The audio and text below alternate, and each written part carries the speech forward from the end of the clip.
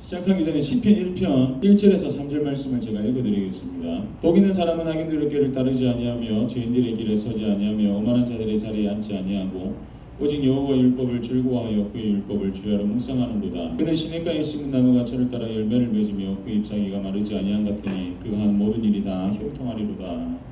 아멘. 시편 1편은 총 150편으로 되어 있는 시편 150편을 여는 열쇠인 동시에 어떻게 하면 하나님께서 창조하신 이 사람들이 이 땅에서 행복하게 복되게 살아갈 수 있느냐에 대한 해답을 제시해주고 있는 본문이 시편 1편 1절에서 3절입니다. 오늘 말씀을 보면 복 있는 사람으로 시작합니다. 이때 복은 뭐냐면 행복이라는 뜻입니다. 행복한 사람은 어떠하구나라는 의미인데, 행복한 사람은 여호와의 율법을 즐거워하고 그의 율법을 주야로 묵상하는 사람이 행복하구나라는 감탄문으로 원문은 그렇게 끝나게 되어 있습니다. 우리 채어머니, 우리 채아나, 그 다음 채아 언니한테 행복했으면 좋겠죠. 이제 행복하라고 이제 공부도 시키는 거고, 맞죠? 행복하라고 학원도 보내는 거잖아요, 맞죠? 근데 아이들이 좋은 학원 가고, 그 다음에 좋은 대학교 가고, 좋은 직장에 취업하면 행복할까요? 아닙니다. 오늘 말씀에서 말하고 있는 건 뭐냐면 2절 말씀을 보고 오직 여호와의 율법을 즐거워하여 그의 율법을 주야로 묵상하는 사람만이 행복하다는 거예요. 무슨 말이냐면 하나님의 말씀을 가까이 하고 정말 하나님의 말씀을 묵상하고 그 하나님 말씀대로 살아갈 때만 우리는 행복한 존재라고 하나님께서 명확하게 명시하고 있다는 겁니다. 많은 부모님들이 착각하고 있습니다. 우리 애들이 공부 잘하면 행복하겠지. 아닙니다. 오늘날에 이제 학업을 보면은, 학생들을 보면은 중등부, 초등학교 졸업하고 이제 중등부 되면은 이 아이들의 어머니와의, 부모님과의 대립이 극에 달하잖아요, 맞죠? 그리고 고등학생 올라가고 점차 이제 마음 무너져 가고 이제 마음 문은 닫히게 되고. 제가 중등부, 고등부를 정말 오래 했거든요.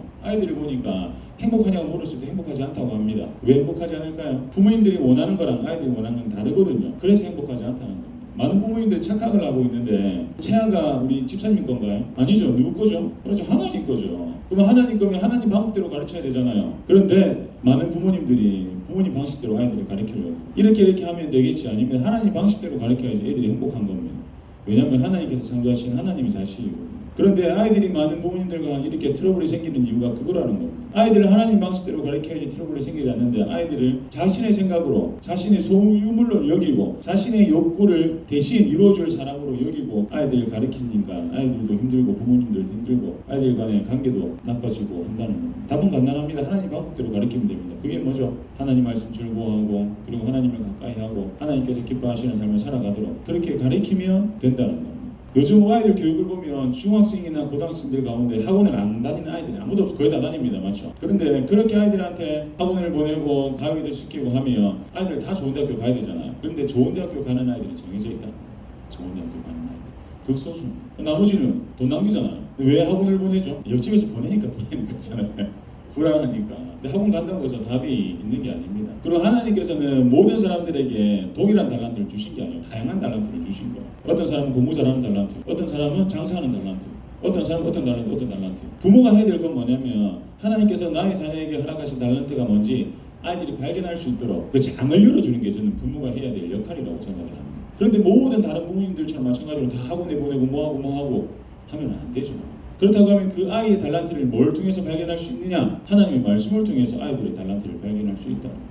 저는 제가 세계로교에 왔을 때 그 전부터 마찬가지지만 아이들에게 제자반을 했습니다. 제자반을 하면서 아이들에게 말씀을 읽게 하고 기도하게 만들었습니다. 그랬더니 전혀 공부를 못하던 집에서 정말 속썩이고 정말 부모의 기도 제목이었던 이 아이들이 하나님의 말씀을 읽고 그 다음 하나님 말씀대로 살려고 하고 그 다음 기도하니까 그 가운데 하나님께서 자신에게 허락하신 그 달란트를 발견하게 되더라고요. 그리고 그 다음부터는 자신의 달란트를 발견했을 때 정말 부모가 뭐 하라 안 해도 자기가 좋아하는 거니까 아이들이 알아서 일찍 일어나기도 하고 그 다음에 그와 관련된 공부도 하고 그 다음에 그렇게 정말 좋게 긍정적으로 변하더라고요. 거의 99%가 그렇게 변했습니다. 99%. 중요한 건 뭐냐면 부모님들이 정말 이 말씀을 통해서 하나님께서 이 아이들에게 주신 달란트가 뭔지 발견할 수 있는 장을 마련해 주는 게 저는 부모로서의 역할이라고 생각을 합니다. 앞서 말씀드렸듯이 공부 잘하는 아이들은 극소수입니다. 나머지들은요, 하나님께서 이 땅에 창조하신 직업들이 얼마나 많은데, 공부 못해도 할 수 있는 일들이 얼마나 많은데, 나머지는 하나님께서 이 아이에게 허락하신 달란트가 뭔지 발견케 하고 그 다음에 하나님께서 나에게 허락하신 이 비전을 가지고 그 일들을 하면 하나님께서 그 분야에서 최고가 되게 해주신다는 겁니다. 부모로서 뭘 해야 되느냐? 아이들이 하나님 말씀 가까이 할 수 있도록 그렇게 인도를 해야 된다. 부모님들은 못하더라고요. 그걸 보니까. 저는 그래서 제가 좀 친한 분들이 있으면은 애가 공부를 못하는데 학원 보내려고 하지 보내지 말라고 합니다. 차라리 그 돈 모아가지고 1년 동안 모아가지고 그냥 가족여행 가라고 저는 얘기를 합니다. 맞잖아요. 그게 더 유익하잖아요. 그게 부모가 그 못하는 그것을 저희 세이지에서 하려고 세이지 중등부도 만들었습니다. 세이지 중등부 하면은 솔직하게 여기 있는 선생님들이 그저 그런 선생님들이 아닙니다. 제가 알기로는 이제 영원에 가서 중등부 선생님들에 비해서 아마 저 선생님들이 아마 월등히 뛰어날걸요. 그래서 저 선생님들하고 이제 세이지 중등부를 만들려고 했던 가장 첫 번째 이유는 뭐냐면 아이들이 세상 방식이 아니라 하나님의 방식으로 살아서 정말 그 가운데 하나님께서 본인에게 허락하신 그 비전을 발견하고 그래서 그를 통해서 하나님께 영광 돌리게 하기 위해서 세이지 중등부를 만들게 되었습니다. 우리 집사님은 잘 아시겠지만 동일합니다. 매일마다 큐티도 해야 되고 예배도 다 드려야 되고 그리고 학교에 사는 이제 교과에 맞춰서 이제 아이들을 지도할 생각이거든요. 그렇게 할 때 하나님께서는 그 각자 그 어린 아이들에게 참된 복 행복을 누리며 살아가게 해주실 겁니다. 더 나아가서 그렇게 하나님 말씀 중심으로 살아갔을 때 하나님께서 3절에 복을 허락하시는데 그게 뭐냐면 그는 시냇가에 심은 나무가 철을 따라 열매를 맺는 것. 철을 따라 열매를 맺는 게 얼마나 중요합니까? 그렇죠. 나무는 할 수 있는 게 아닙니다. 늦은 비와 이른 비를 하나님께서 허락해 주셔야지 철을 따라 열매를 맺을 수 있다는 겁니다. 그리고 그 잎사귀가 마르지 아니한 같으니 대박은 그 다음입니다. 그가 하는 모든 일이 다 형통하리로다. 하는 모든 일들마다 하나님께서 함께 해주시고 개입해 주셔가지고 형통하게 된다는 겁니다. 어떤 사람에게요? 하나님 말씀을 즐거워하고 그 하나님 말씀을 주야로 묵상하면서 하나님 말씀대로 살아가는 사람들에게 저는 우리 세이지 중등부에 올 아이들이 그런 아이들이 될 수 있을 거라 확신합니다. 집사님 특권인 게 뭐냐면 많이 보내시면 이 3명의 선생님들이 그 아이들이 1:1 가회입니다. 가회. 학년별로 5명 이상 안 넘깁니다. 5명이 맥시멈. 그렇게 하나님 말씀대로 살아갈 때 하나님께서 그 인생 가운데 복의 복을 더해 주신다고 성경이 말씀하고 있지 않습니까? 근데 참 웃긴 건 뭐냐면 많은 부모님들이 하나님 믿는다고 하면서 하나님 말씀을 못 믿어요. 하나님 말씀 믿으면 어떻게 해야 되죠? 이 말씀대로 살아가야 되는데 그렇지 않다는 겁니다. 말씀대로 살아가야 되는데 또 한편으로는 이렇게 해가지고 우리 아이들 망하는 거 아니야? 믿음이 없는 겁니다. 진짜 하나님 믿는다고 하면 하나님 말씀대로 양육하고 교육해야죠. 무엇이 중요한지 아이들한테 알려야죠. 하나님 말씀이 더 중요합니다. 그렇게 하나님 말씀대로 교육할 때 저는 진짜 확신합니다. 집사님의 첫째, 둘째, 1학년, 3학년 진짜 하나님께서 어느 누구보다 크게 사용하실 겁니다. 여러분 우리 선생님들도 한번 어떻게 가르칠지 한번 이야기 들어보시고 좋은 결정을 내리셨으면 좋겠습니다. 그리고 다시 한번 말씀드리지만 이 세이지 중등부의 가장 근간을 이루는 건 신앙교육입니다. 매일같이 아이들에게 신앙교육을 시켜서 아이들이 정말 그 가운데 하나님의 비전을 발견해야지 아이들이 됩니다. 일 예만 하나만 말씀드리고 마치도록 하겠습니다. 제가 중등부 고등부 맡았을 때 진짜 소심하고 그 다음에 뭘 해야 될지 삶의 의미를 모르는 아이들에게 제자반을 시켰거든요. 그 아이들 말씀 읽게 하고 기도하게 하니까 그 아이들이 그 말씀 속에서 하나님께서 자신에게 주신 비전을 발견하더라고요. 그래서 어떤 아이는 진짜입니다.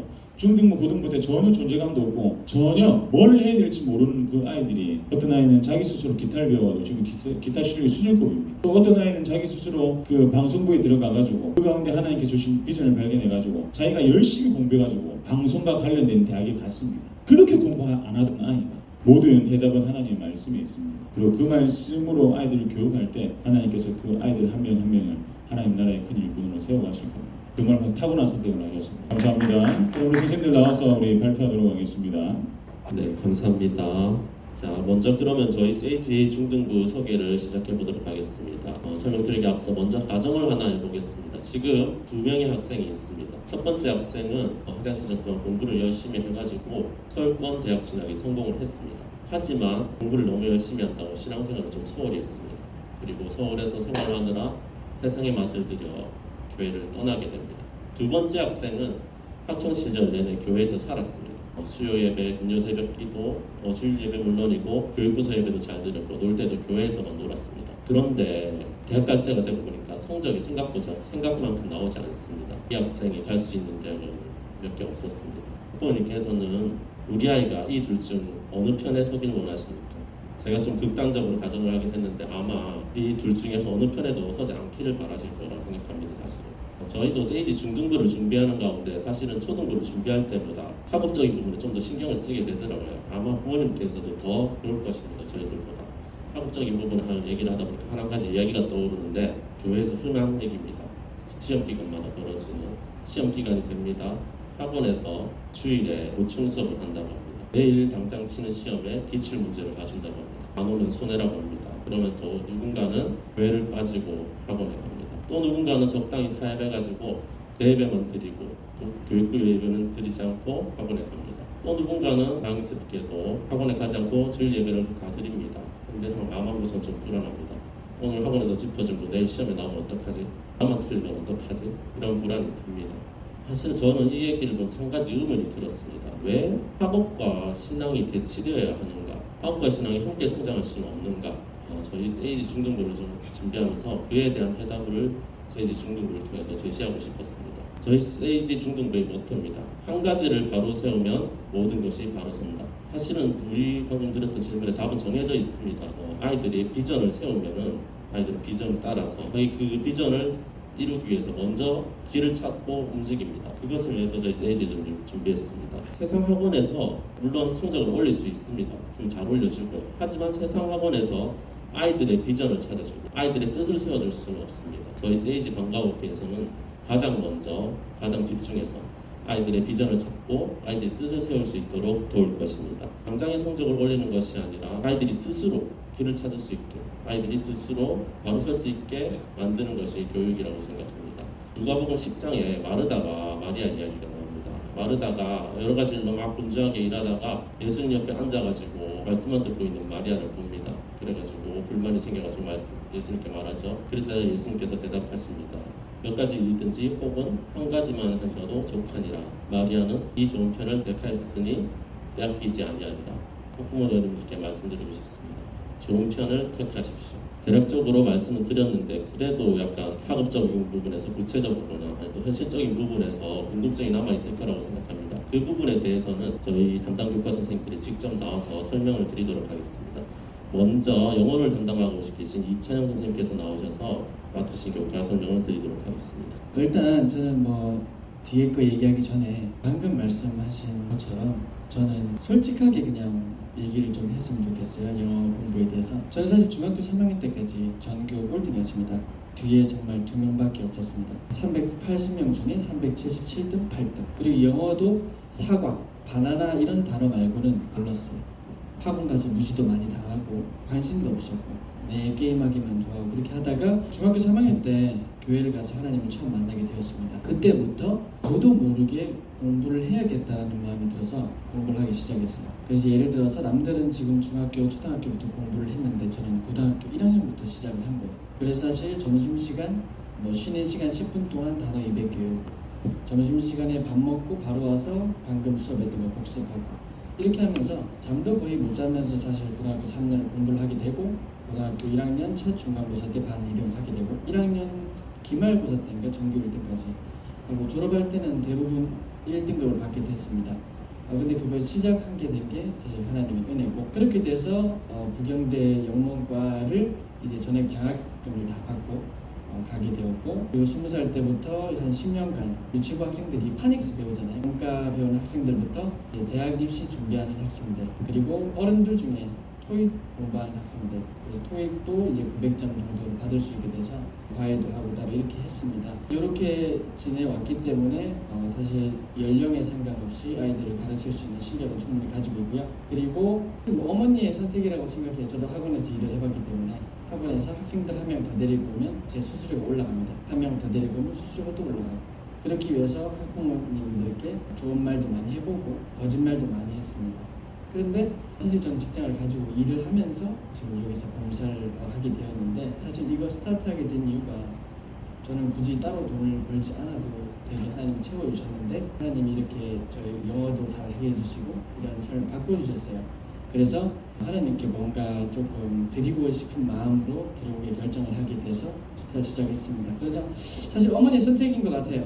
이렇게 한 명 더 이렇게 끌어들여가지고 수수료 올리는 걸 그 목표를 삼고 가르치는 교사 똑같은 커리큘럼 똑같은 다른 학생들인데 똑같은 방식으로 가르치는 선생님께 맡길지 아니면 아예 한 명 한 명의 특성에 맞춰서 사랑을 가지고 가르칠 수 있는 선생님께 맡길지 뒤에 거 안 하려고 했는데 잠깐 뒤에 띄워주세요. 자, 왜 저한테 맡겨야 되는지 지금 보여드릴게요. 자, 여기 보면은 이 불을 킨다는 문장을 제가 3개를 적어놨습니다. 예를 들어서 학생이 학원에서 질문하는 거예요. 중학생이 선생님 스위치 온이 무슨 뜻이에요? 라고 물어보는 거예요. 스위치 온이죠.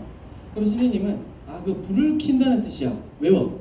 자, 그 다음에 turn on은 무슨 뜻인가요? 물어보면 선생님이 그거 불을 켜다는 뜻이야. 외워. 수고야. 합니다. 근데 만약에 이 3가지 문장의 공통점 보이시죠? 제가 표시해놨잖아요. 온이잖아요. 온이라는 게 선과 선의 어떤 접촉을 한다는 의미가 있어요. 그래서 위에 천장에 불이 켜질 때 두 선이 접촉을 하면서 불이 켜지는 거예요. 근데 만약에 이 앞에 게 무슨 단어인지 몰라도 이게 뒤에 전구란 뜻이거든요. 불전구. 온이라는 게 무슨 뜻인지 알면 앞에 걸 알 필요가 없어요. 앞에 이 단어가 무슨 의미인지 상관없이 이 전치사 온에 대해서 아니까 뭐 앞에 것까지 굳이 외울 필요가 없는 거죠. 사실 시간 낭비잖아요. 이 불을 켜더라는 수많은 걸 다 외울 수가 없잖아요. 우리가 시간도 한계가 있고 머리도 한계가 있잖아요. 그래서 저는 이런 식으로 가르칩니다. 대학교에서 무슨 사람들을 잘 만나서 뭔가 기본적인 이런 것들을 굉장히 많이 배웠어요. 그래서 그냥 외우라고 나는 배웠는데 학생들에게는 이런 식으로 기본적인 원리를 알려주니까 영어가 그냥 암기식이 아니라 되더라고요. 여기까지 감사합니다. 다음은 수학을 담당하고 계신 강정민 선생님께서 나오셔서 담당 교과에 대한 설명을 드리겠습니다. 이번 세이지 방과학계에서 수학을 담당하게 된 강종민이라고 합니다. 잠깐 짧게 소개 한번 드리고 시작하겠습니다. 저는 학부 시절부터 전자공학을 전공을 했었고 대학원까지는 전기전자공학을 전공했었고 대학원 때는 국가에서 하는 국제과제에서 메인 개발자로 자동 및 개체 프로그램을 개발하는 소프트웨어 개발자로 일했었고 회사에 들어가서는 타이, 포스코 그리고 한정 같은 국가연구단지에 자동화 및 개체 프로그램을 납품하는 일을 했었습니다. 이렇게 9년간 소프트웨어를 개발하고 프로그램을 만들어내고 이런 일을 하면서 저는 아이들에게 어떤 것을 가르쳐줄 수 있을까라고 생각을 해보게 되었는데 소프트웨어 개발자로서 할 수 있는 논리적 타당성을 검증하는 논리적 사고를 어떻게 해야 하는가 그리고 문제가 발생했을 때 해결을 어떻게 해야 하는가 라는 논리적 사고를 아이들에게 정확하게 집어서 경험적으로 아이들이 말을 해줄 수 있을 것 같다는 생각을 하게 되었고요. 그리고 수학 교육 쪽에 대해서 한번 말씀드려보겠습니다. 수포자라는 단어가 나오는 시기가 중등수학 때 굉장히 많이 나오게 됩니다. 물론 초등수학 때도 아이들이 수학을 기피하는 성향을 가지거나 뭐 하기 싫어한다라는 수포자가 나오기도 하는데 초등수학 때는 금방 다시 팔로우업을 할 수 있어요. 왜냐하면 초등수학에서는 아주 일상적이고 경험적인 수에 대해서 가르치고 연산과 도형 그리고 규칙에 대해서만 가르칠 뿐입니다. 그렇기 때문에 아이가 잠깐 흥미가 떨어지더라도 금방 다시 교육을 한다면 조금만 암기 교육만 들어간다 하더라도 금방 다시 초등수학에서는 진도를 따라갈 수가 있는데 우리 고등수학을 보시면 대수학, 디하하, 미적분이 나오고 단어만 들어도 무슨 말인지 잘 모를 비일상적이고 추상적인 개념이 들어가는 수학에 대해서 배우게 돼요. 중등수학에서는 이 초등에서 고등으로 가는 개념의 전환이 되는 수를 배우기 시작하거든요. 단순 숫자가 아니라 문자가 나오기 시작하고 문자가 있기 때문에 식이 필요해요. 이런 논리가 성립이 되지 않으면 뒤에 있는 값을 절대로 도출할 수가 없어요. 그냥 문제만 보더라도 두려워지고 막막해지는 게 중등수학의 시작입니다. 그렇기 때문에 수포자가 나오는 가장 많은 시기가 중학수학이고 따라가려면 다시 처음부터 가야 되는 거예요. 초등수학처럼 지금만 조금 따라가면 이 챕터의 시험은 맞을 수 있는 그런 수준이 아니게 되는 거죠. 중등수학에서 가장 중요한 거는 이 문제풀이를 통해서 이 챕터에 대한 점수만 많이 맞추는 게 아니에요. 뭐가 중요하냐면 비일상적인 이것들을 머릿속에서 정의가 돼야 돼요. 그림이 그려져야 돼요. 단어만 들었을 때 1차 함수, 1차 연립 방정식 했을 때 단어만 듣자마자 머릿속에서 이미지화가 돼야 돼요. 이미지화가 저는 정의라고 생각하거든요. 이 정의만 된다면 식은 바로바로 나올 수가 있어요. 이 풀이 과정에서 식을 유추하는 게 가능해진다는 거죠. 식이 유추가 되면 문제풀이는 이제 스킬의 영역이 되는 뿐입니다. 그렇기 때문에 저는 아이들에게 문제풀이만 1000번까지 풀어오라 이런 맞고 틀리고에 대한 수학은 물론 좋습니다만 그것은 한계가 있다. 기초가 되지 않으면 응용은 절대 꿈도 꿀 수 없고 이 정의가 되지 않으면 복합 문제, 요즘 수학 문제를 중등 교육과정에서 보면 굉장히 복잡한 문제가 꽤 많이 나와요. 근데 그런 이유는 애들이 문제풀이를 통해서 기본 문제들은 달달달달 외워서 오기 때문이에요. 근데 그런 응용 문제들도 접근하는 방식은 어차피 하나의 개념이 머릿속에 이미지화가 돼야 되고 정의가 확실해야 되는 거죠. 그 정의는 교사들이 아이들에게 심어줘야 되는 거고 문제풀이는 진짜 스킬적인 능력이거든요. 저는 아이들에게 이 개념이 어떻게 전환되어야 되는 게 좋은지 이런 수학을 아이들에게 좀 가르쳐주고 있습니다. 감사합니다. 네, 다음은 언어를 담당하고 계신 서현지 선생님께서 나오셔서 교과 설명을 해주시겠습니다. 네, 반갑습니다.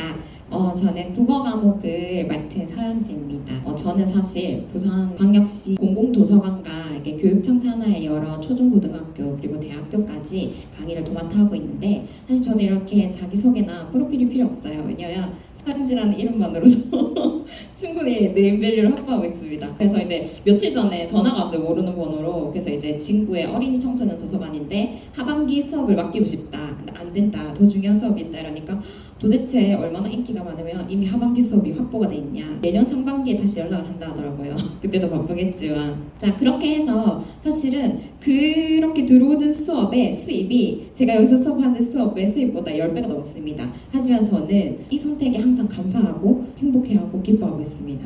자, 제가 어떤 마음으로 학생들을 가르치는지 한번 보여드리겠습니다. 여기 보세요.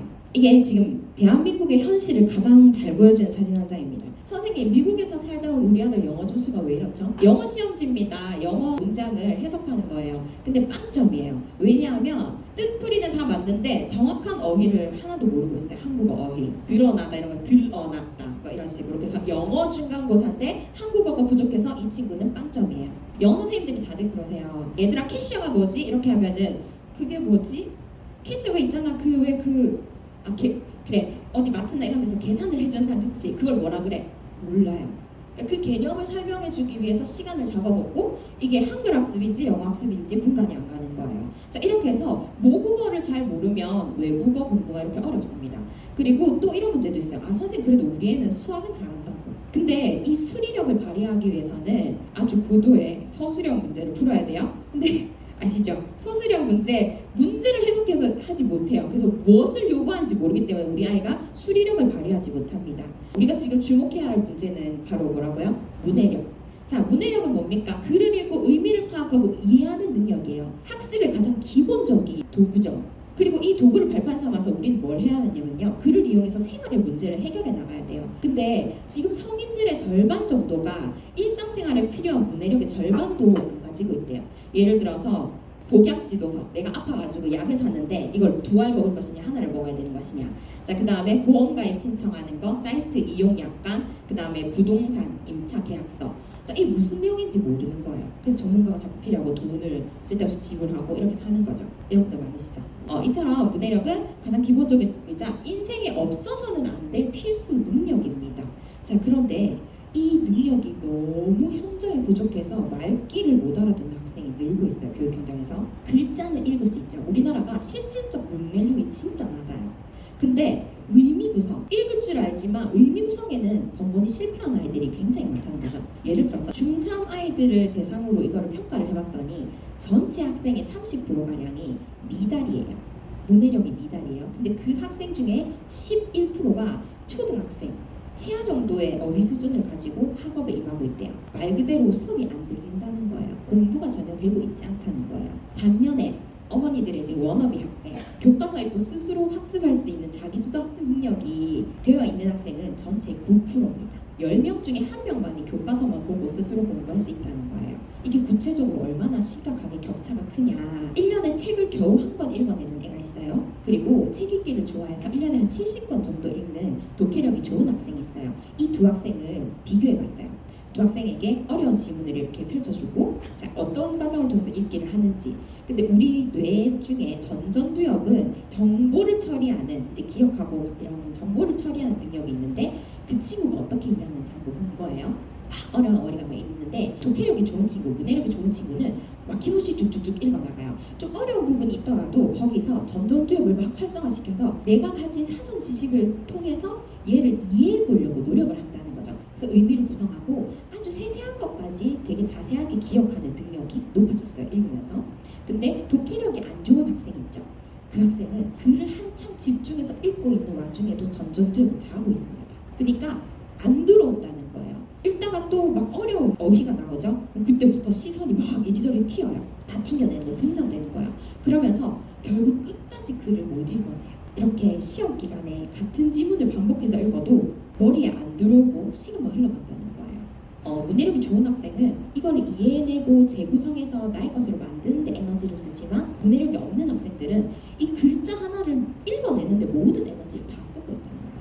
지금 우리 아이의 전전두엽은 자고 있습니까? 깨어 있습니까? 읽기 과정에서 뇌를 효율적으로 사용하려면 즉 근육도 갑자기 운동하면 놀래잖아요. 반드시 지속적인 읽기 훈련이 동반되어야 합니다. 요즘 근데 글을 대체할 매체가 너무 많아요. 떠먹여주는 동영상, 사진 뭐 이런 것들이 너무 많죠.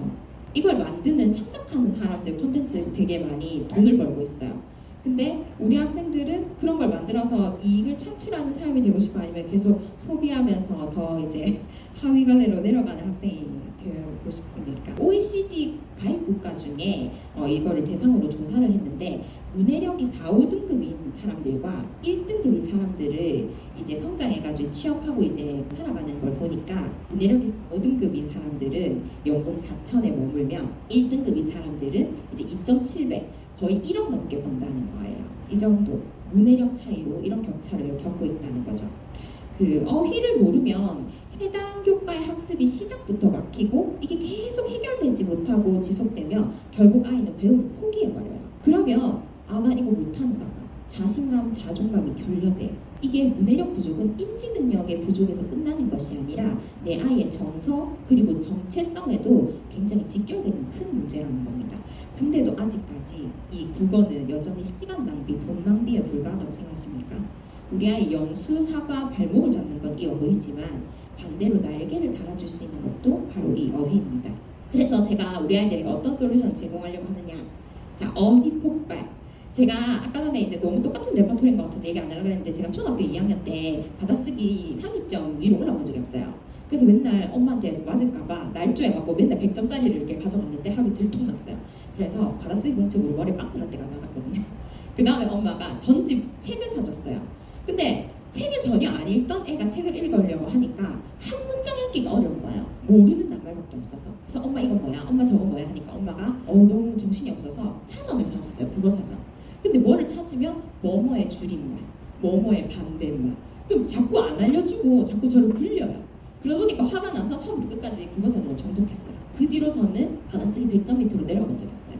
그리고 이렇게 저도 만만치 않은 꼴등에서 전교 2등 하려면 한 개만 틀려야 돼요. 자, 그렇게 성적이 뛰게 됩니다. 사교육 없이 오로지 읽기 능력만으로. 자, 그래서 어휘 많이 알아야 돼요. 우리 아이들이 한 학기에 교과 과정을 통해서 획득하는 어휘가 300가지라고 합니다.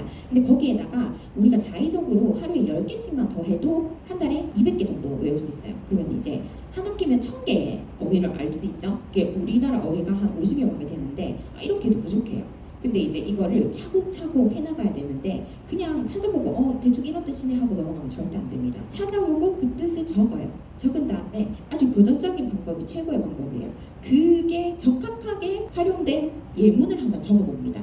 다음에 이걸 꼭 써먹어야겠다 이런 상황이 오면 자 그렇게 해서 적어놓은 것이 이 아이의 가장 큰 자산이 될 거예요. 모든 학습의 기초가 되는. 자 그렇게 해서 어휘 학습 활동을 꾸준히 매일매일 하고요. 읽기 전략. 장르에 따라서 아이들이 다른 읽기 전략을 가지고 읽어야 된다는 걸 몰라요. 그러니까 그냥 이렇게 패턴식으로 그냥 외워라 달달달 외워서 이런 식으로 풀어라 라고만 알게 되는데 이 글은 보니까 딱 이런 식으로 읽어야 하네 스스로 결정하고 읽을 수 있는 전략을 가진 아이로 키울 겁니다. 그리고 상과의 통합. 자 우리 말씀을 실컷 배우고 암송하고 하면 뭐예요? 상과의 통합이 안 되는데 이게 행함으로 안 나가면 쓸데가 없어요. 죽은 지식이에요. 그래서 우리 아이들이 각각 나와 세상을 둘러싼 다양한 주제들과 이제 장르가 있잖아요. 그런 것들에서 이제 좋은 작품들을 뽑아서 매주 이렇게 읽힙니다. 그리고 이것을 이제 토론과 글쓰기를 통해서 또 갈무리를 해서 문해력을 또 점검하고 신장시키고 그리고 삶에 녹여들어서 세상을 이겨나가고 이 삶 너머로 나아가는 그런 지식과 지혜가 되도록 그렇게 가르치겠습니다. 아까 말씀하셨는데 어떤 교육 내용보다 아이들은 어떤 환경에서 배우는가가 최고 중요합니다. 어떤 곳에서 어떤 사람을 만나서 무엇을 배우느냐 하는 게 굉장히 중요하다는 거죠. 부족하긴 하지만 다른 신앙적 가치관을 가지고 또 하나님 앞에 바로 서려고 노력하는 이 선생님들이 세상을 이기는 선한 능력으로 아이들을 이제 다스리는 사람으로 기를 수 있도록 저희가 노력해서 잘 가르치도록 하겠습니다. 감사합니다. 감사합니다. 네, 다음은 저희 세이지 중등부 구체적인 운영 계획에 대해 설명드리겠습니다. 먼저 교과목은 우리 방금 설명드렸던 세 과목 영어, 수학, 언어가 주 3회차씩 들어가고 추가로 독서 논술이 주 1회차 들어갑니다. 대상 학년은 중등 1학년부터 3학년까지 15명 학년별로 5명씩 소수 정예로 들어갑니다. 시간은 월요일부터 금요일 오후 5시부터 오후 7시 30분까지 수업을 진행합니다. 대상 권역은 영원, 신앙, 운동, 역산, 신호일대라고 적어뒀는데 수요에 따라 다른 지역도 편성할 계획입니다. 저희 회비는 40만 원이고 다음 시간표는 이렇게 편성되어 있습니다. 이 안내 사항은 저희 안내문에 똑같이 적혀 있으니까 참고해 주시면 감사하겠습니다.